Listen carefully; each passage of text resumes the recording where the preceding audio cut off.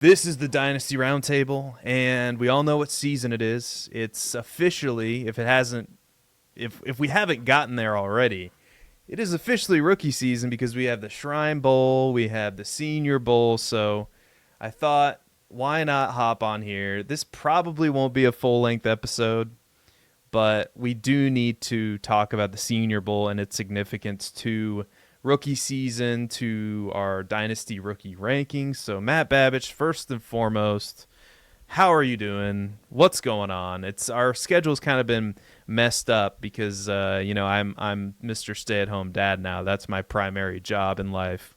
Yeah, and But I'm Mr. House Hunter right now, and mm, we're officially moving. Well, I shouldn't say. Let me knock on wood real quick. We haven't closed, but we're okay, basically officially moving.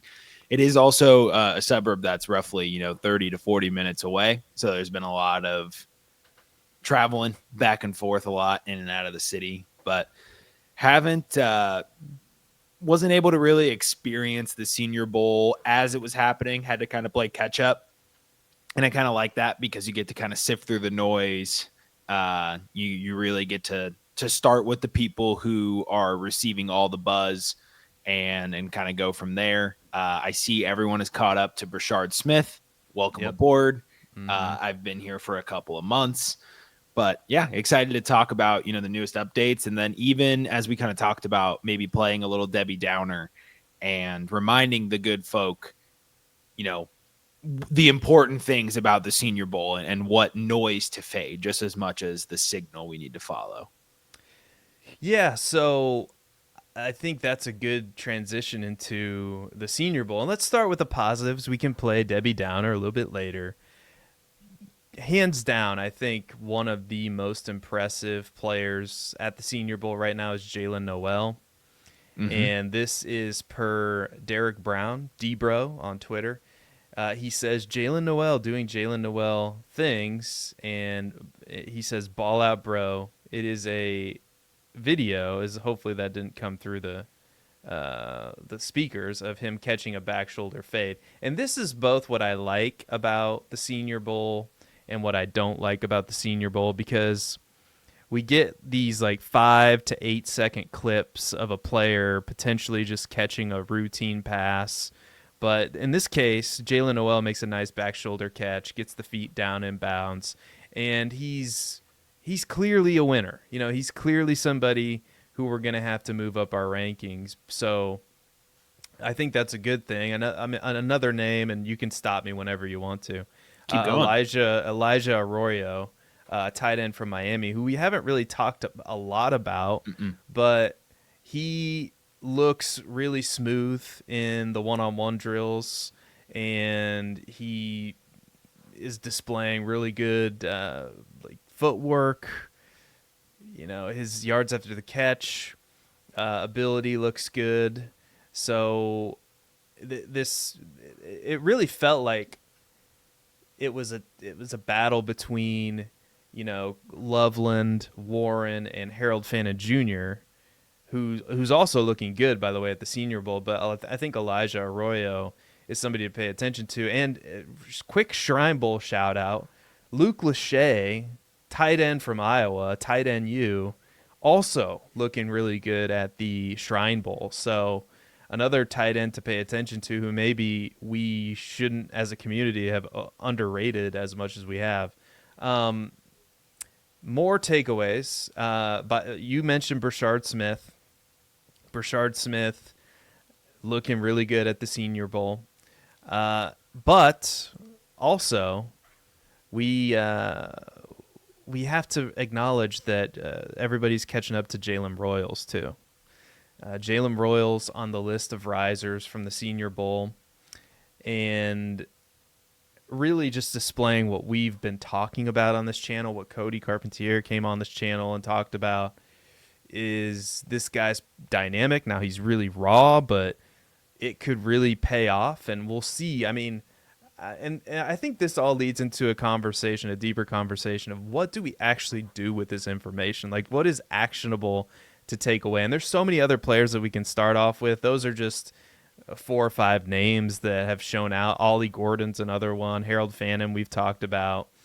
And then there's another deep one that I'll tease that we'll mention a little bit later that I've heard nobody talking about until I saw my boy Jason Alwine talking about it on Twitter. But we can throw out all these names and the impressive performances, but I guess I'm trying to get to the point where it's like, what percentage does this actually matter? Because it matters, but how actionable is it, and what do we do with this information, I guess, is I think what a lot of people are wondering. At least I'm wondering.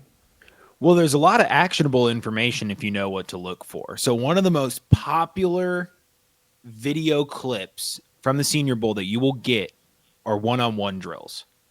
And that's where everyone shines. DBs are always getting cooked.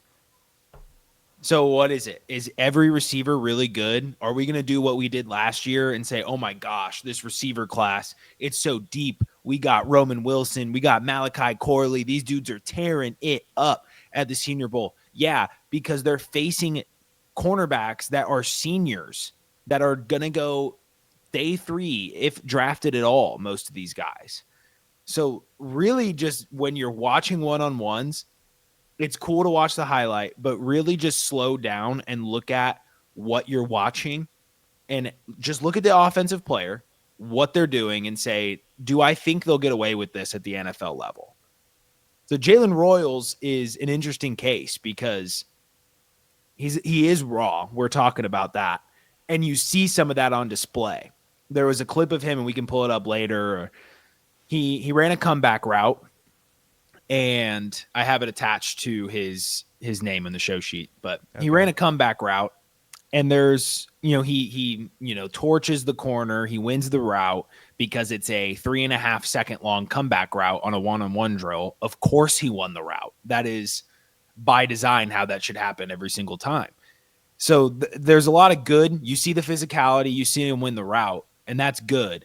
But you see, a lack of top end speed. He's playing pretty slow, relying on being very physical. There's a lot of hand-to-hand contact, kind of slow out of his breaks. So there's a lot of refinement that needs to be had in his game. So now is the time we're reaching the time in the hype circle where players are going to start to be, overhyped. Everyone's favorite piece of draft content come this time of year is sleepers, deep dives, the guys like Jalen Royals who are surging up the draft boards. The actionable advice is remember not to get carried away with all of this. Remember that Jalen Royals is probably going to be a 3rd-round pick. Yeah, so here's the play you're talking about. And it's, again, as we mentioned it's at the top of the rep show, too, it's a 5 to 8 second clips. And I'm not trying to bag on anybody who's putting this content out there. Obviously, We're gobbling it up like the insatiable people that we are when it comes to Dynasty fantasy football content. But nevertheless, that I think the $1 million question is, and I think you answered it very well, is this: how much does this actually matter? And when I play this clip, which I will do now, my hot dog wrapper. As you see the hot dog wrapper. See, he kind of pushes off there. I honestly think that might be OPI. In my honest opinion. I do think it's OPI. Like 50-50, maybe even 60-40 that gets called for OPI. And I'm telling you, that route's not flying against Sauce Gardner. Like, there's just no shot. Well, yeah, that's fair. Or even, I would say it's probably not flying against an average, corner. It's hard to name drop an average corner, but I know that that's tough. Like, I can't even do it. But Demondre Lamar, I don't think I pronounced that right. But 49ers, I'm trying to think along those lines. But you get the point. Mm-hmm. You see, but when you watch at full speed, even with his size, speed, physicality combination and what he can do, there's still a lot of promise there. Mm-hmm. And so and like you said, we're not trying to dog on anyone who has that content. It's great content. It's the only way we can get actionable information out of this. But you just got to really put things into perspective and remember, these are all people who made it all 4 years in college. They are people who didn't have sure enough draft stock to forego the Senior Bowl. So these are all people that are at the bottom of the barrel looking upwards, trying to make a name for themselves. They are not competing against the top talent in the draft class, let alone the NFL. So I think we learned that lesson the hard way last year with the Roman Wilsons and the Malachi Corleys, and we have to remember not to fall for that again this year. Speaking of falling for something, maybe this is something that was put out there by the NFL Network, and I'm going to pull it up again. I don't know if we'll get copyrighted for this, but we're just going to do it. We do not own this content. This is owned by the NFL. We are not making. There you go. We are making money off this video, but we're giving it. No, to we the aren't. NFL. We actually aren't. Yep. Oh, we're not monetized here. We're not monetized here. Not so yet. Actually, we're good. Click like and subscribe for the monetization, so we can make that happen. And I am especially clunky with the getting it full screen. But this is Marcus Yarns. Marcus Yarns, as we all know, from Delaware. The helmet looks like Michigan. So as you can see here, pretty shifty. I love how he does a really nice job of squaring up the linebacker there, and that's really good technique out of the backfield. Yeah, so this is interesting. Like he, it's a lot of choppy, a lot of that's good footwork. Like maybe a little bit too much, but yeah, a little too much. And their helmets look very similar to Michigan's helmets, but they're saying he's from Delaware. And when I looked up Marcus Yarns, he in fact does play for Delaware. So this is somebody to at least know, and I think that's a good thing for the Senior Bowl as well. Is we find out some of these names that should not be names that we don't know. Like Marcus Yarns should be somebody that we know, but he plays for Delaware. So guess what? The scouting industrial complex doesn't let us know about Marcus Yarns, right.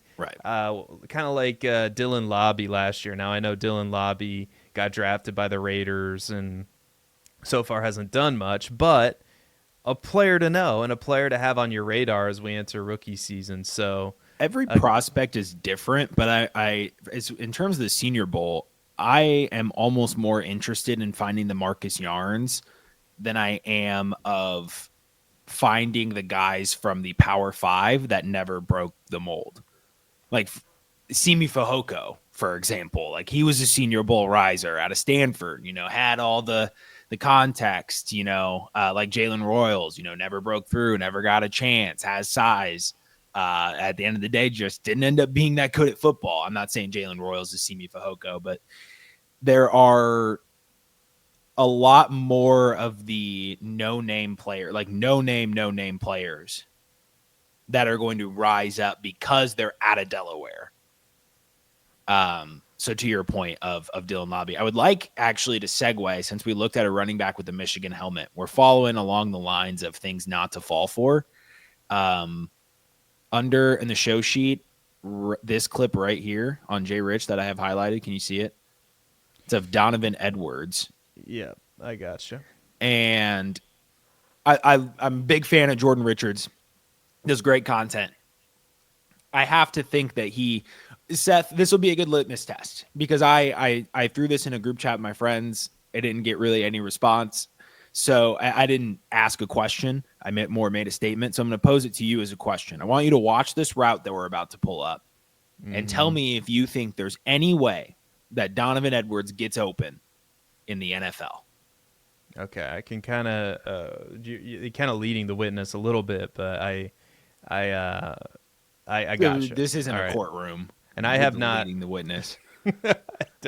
But I honestly don't know if I'm using that term right at all. You are. I did lead you for sure into saying no. But all right, so here we go. I have not seen this yet. I keep forgetting to turn the audio off. I don't know if that's going to affect. That's a hold. Well, that's kind of. Oh man, he does. He's not moving fast, man. That video is making him seem, and that linebacker. Come on. First of all, he gets beat right off the line. Yeah. Second of all, Edwards almost comes to a full stop breaking down on his 1-2. Like any linebacker worth his salt is staying with him there. Yeah, I think it's a little bit more impressive than you're making it out to be. Yeah. To be honest Honestly, with you. I will say when I was watching it on my phone, it wasn't. The video never went that fast. Okay. So I don't know if it was just we were just talking about how screwed But up Twitter but is now that 30 Elon took over. So maybe it was just my phone, but I'll say this, 32 looks like me if I was trying to cover Donovan Edwards. I do not know who this guy is at all, but I'm guaranteeing you he does not get drafted. that's the exact result that's what would happen. I might be lagging a little bit farther behind on the route, but yeah, that's exactly what I would do if I was trying to guard Donovan Edwards. So I will admit, I'm always, as much as a fool as it may make me seem sometimes, I am willing to admit when I'm wrong or being a little over the top. And I think I wasn't quite giving him enough credit there. Although I do think it is an example of let's remember the competition, like when we watch some of these things. yeah. And no, I agree with you, and I think that's a good transition into some of the players that disappointed us. And I'm just going per Derek Brown because I think he's a really good source. Derek Brown and Mike Mayer from Fantasy Pros wrote this article. I highly recommend it. I'll link it in the show description. Risers and fallers from the Senior Bowl. They list a couple names here that I found interesting. And one of them's really disappointing, and that's Xavier Restrepo. And Derek Brown writes, Restrepo had a rough day, looked stiff in and out of breaks with underneath routes and in breakers, and he got strapped up at the line and had defenders in his back pocket all day. And that, to me, when I hear that from somebody like Derek Brown, that worries me a little bit because Xavier Restrepo, on tape at least, and I haven't done the full deep dive yet, but the initial impressions that I had, the comp that I had for him was, this year's Ricky Pearsall is what my initial feeling was. So that's not great for somebody who's a route runner. Now, who knows what might be going on? There are injuries and, who knows what might have happened during the season, but not necessarily great for Xavier Restrepo. And then maybe not too big of a surprise, but another name on this list that's pretty prominent, Jalen Milroe. Jalen Milroe could have been a quarterback in this class that lifted the quarterbacks up, a little bit, not significantly, but a little bit because of the rushing upside. And he's definitely one of these quarterbacks that's going to be better for fantasy than better than I don't know. I got twisted up there. Then he's better fantasy quarterback than an NFL quarterback. There we go. That's what I was trying to say.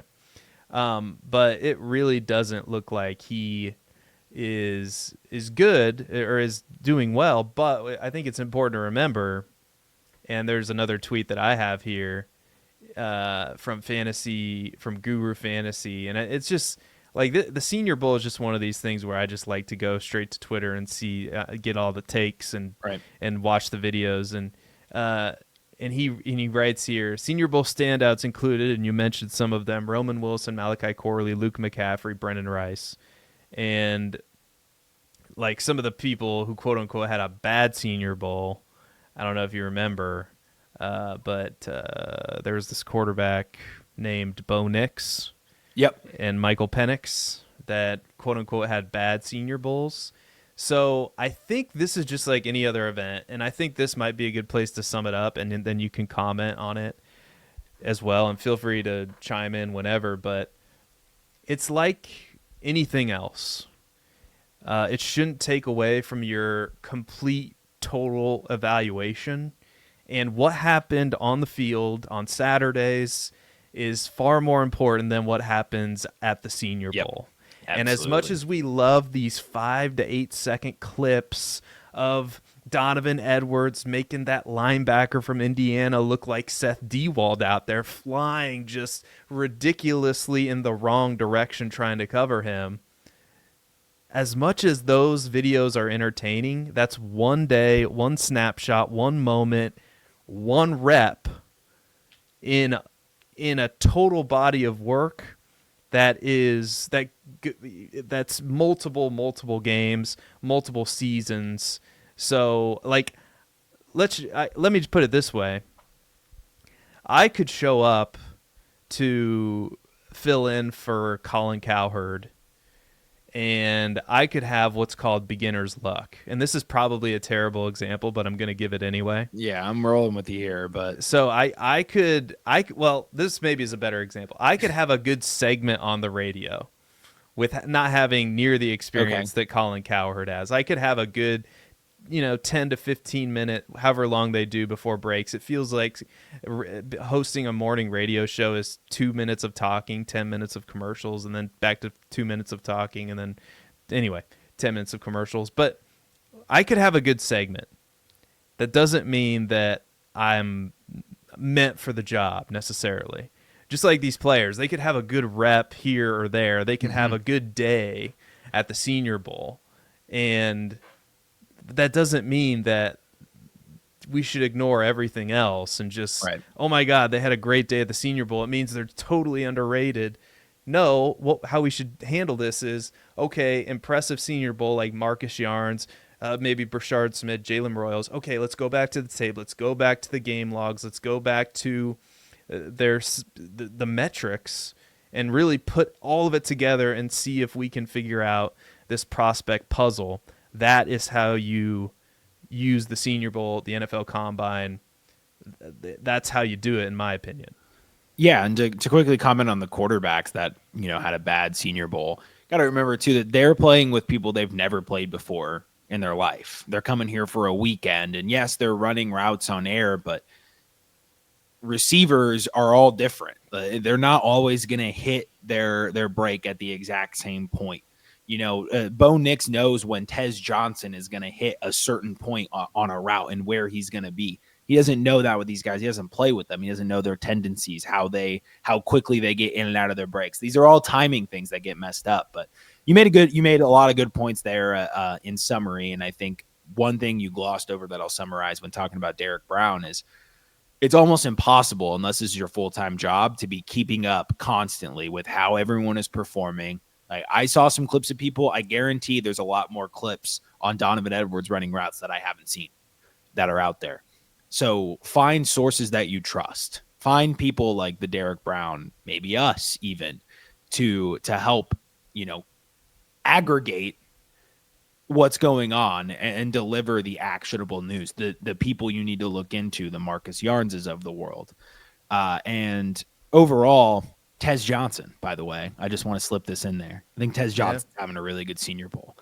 He looks really sharp with his routes. I do think obviously the size is going to be a concern. I think he was listed for his weigh in at 5'9". So height might be a concern there, but as far as the technique goes, he's looking really good. So Tez Johnson train, let's keep it moving. And speaking of the Tez Johnson train, let's show one more video. You had it listed under good. And we'll show you this, and I think we'll end on a good note, because I think you've been a lot higher on Tez Johnson than I have been. Yeah. So we'll just show this, and then we will mute it. Yeah, let's mute it so we don't get demonetized. So this is, again, one rep. Gosh, here. I mean, look at how he works that blind spot. Every time the corner is shifting his weight, he was going a different direction, but never losing steps. Everything was purposeful. And the way he's able to get that cornerback to flip his hips right away, first of all, that release package, getting the cornerback to shift his weight to the outside, coming back in. But going back to this clip, I mean, look at all these turns, but he's going forward. Every step is purposeful, making his way towards the point where he breaks. And when he does, it's a quick plant, turns in. He has done that route to where he has already built the separation. He just needs to make his turn. A player like that, that's what he has to rely on. He's not going to Jalen Royals hand fight his way out of things. He's going to technique his way open. And that's a beautiful route. That hesitation in the middle, again, the cornerback gets in a wide stance, has to pause, doesn't know what direction he's going in. Those are advantageous situations for receivers to be in. So really everything I'm seeing here, from the release packages to this is sick here. The way he stems back up field for a little bit, gets the cornerback to go vertical, and then cuts back out on his route. I mean, this is borderline teach tape for receivers. This is close to as good as it gets. So when I saw this clip, I was smiling ear to ear. Like, this is what I love to see in a receiver. Yeah, and this is multiple. This is nicely done by Player Profiler Now. They've rebranded Player Profiler Now instead of Player Profiler NFL. But yeah, this is you got 4 clips. I think he's going up against multiple defenders. So I have to admit, the footwork is nice here. Like 8 struggled to keep up with him. He's a player who clearly has known for a while, and his coaches drilled into him, like, you are not gonna like athlete your way into the NFL. Like, you need to be precise. And man, that's just great film right there. Yeah, so there it is, your Senior Bowl update. Let us know what you think in the comments. Like, subscribe, all that stuff, and we will catch you in the next one. And as always, nobody cares about Aaron Rodgers.